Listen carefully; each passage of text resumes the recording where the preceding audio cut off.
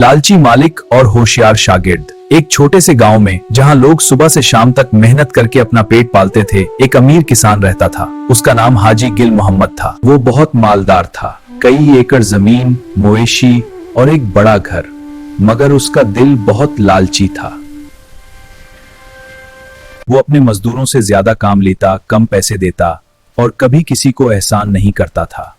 लोग उसे पीछे से लालची हाजी कहते थे। हाजी गुल मोहम्मद के पास एक नौजवान शागिर्द था, नाम रहीम। रहीम गरीब घराने का लड़का था।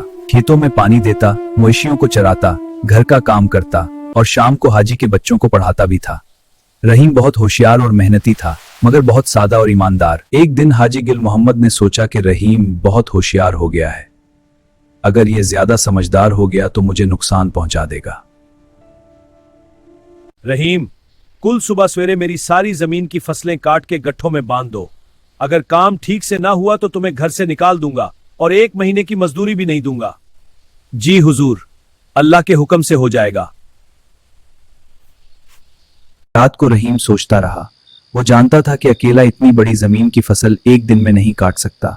सुबह होते ही वो काम पर लग गया। दिन भर वो पसीना बहाता रहा, मगर काम आधा भी ना हुआ। शाम होने लगी तो हाजी गुल मोहम्मद आया और गुस्से से बोला, देखा तुम कम में हो, अब तुम्हें एक पैसा भी नहीं मिलेगा। रहीम, वक्त खत्म हो गया है, खड़ी फसल अभी तक काटी नहीं गई। हाजी साहब, आपने मुझे सिर्फ 1 दिन का वक्त दिया था, मगर आपकी जमीन बड़ी है। अगर आप मुझे थोड़ा सा और वक्त दे दें तो मैं काम मुकम्मल कर दूंगा।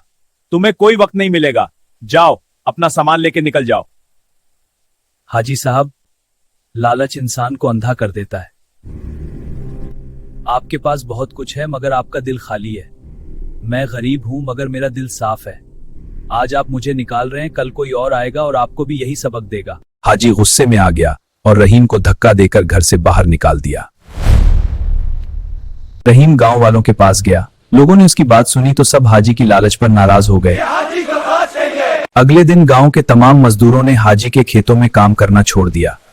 फसल पकने लगी मगर काटने वाला कोई ना था। बारिश आ गई और बड़ी फसल जाया हो गई।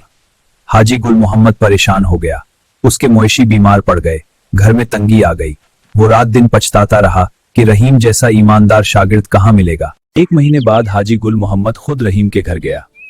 रहीम अब एक छोटे से दुकान पर काम कर रहा था। बेटा रहीम, माफ कर दो, मेरी लालच ने मुझे बर्बाद कर दिया।